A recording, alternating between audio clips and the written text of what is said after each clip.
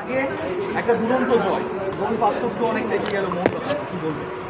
হ্যাঁ, এটা আমাদের কাছে অ্যাডভান্টেজিয়াস পজিশন হলো, কারণ আমরা টপার হলাম গ্রুপে, সেটা অ্যাডভান্টেজিয়াস পজিশন হলো। তবে যে কোনো ম্যাচই পরের ম্যাচ ডার্বি, সেই জন্য তার আগে 6-0 ম্যাচে জেতাটাও একটা কনফিডেন্সের ব্যাপার।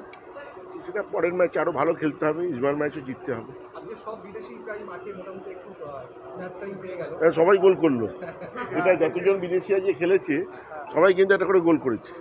কামিন্স দুটো, কিন্তু বাকিরাও গোল করেছে। না, ও তো গোল করেছে একটা, না একটা গোল তো করেছে, গোল করেছে তো একটা, ও টম করেছে। যাই হোক, হ্যাঁ টম করেছে। ওরকম আপডেট তো আবার 10 তারিখে আমরা যত জানি আবার হিয়ারিং আছে। ওরকম রোজ রোজ আনোয়ার নিয়ে কোনো জায়গা নেই।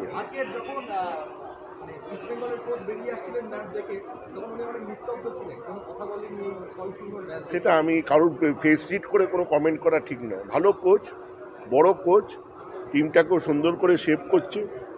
আশা করি ইস্টবেঙ্গলও ভালো খেলবে। ডার্বি অলওয়েজ 50-50, কেউ এগিয়ে থাকে না ডার্বিতে।